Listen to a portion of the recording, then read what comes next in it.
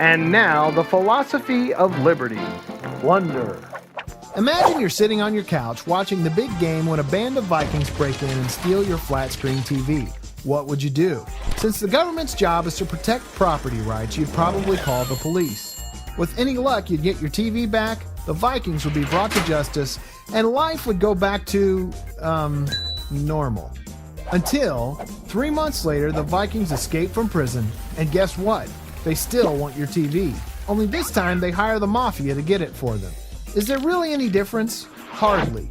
You don't have your flat screen, and the Vikings are still responsible, even if they didn't physically steal it. With any luck, you'd eventually get your TV back, the Vikings and the mafia would be brought to justice, and life would go back to... Okay, there's probably no such thing as normal after that. So what if the mafia decided to donate the flat screen to a family less fortunate than yours? God bless us, everyone. Does this act of charity make the theft of your personal property any better? Absolutely not. Anytime anyone steals your property, for any reason, with or without the help of the mafia, it's a criminal act of aggression. So what do Vikings and the mafia have to do with Frederick Bastiat?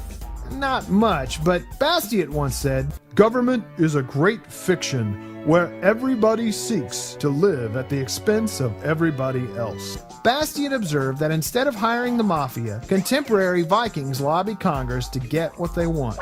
Acts of aggression that are criminal when committed by you or I suddenly become legal through the magic of legislation. In this way, individuals or groups of people are able to steal life, liberty, and property of others with the protection and assistance of the government. It's what Bastiat called legal plunder. This film is not yet rated. What does legal plunder look like? Sometimes legal plunder is easy to see. When banks or businesses get billions of dollars in bailouts, that's legal plunder. When legislation forces you to buy insurance for yourself or others, that's legal plunder. Other times, legal plunder is harder to spot and may even appear to benefit society, like federal farm subsidies or Social Security. But anytime wealth is forcefully transferred from one person to another, it isn't charity. It's just another form of legal plunder. Legal plunder doesn't only apply to money.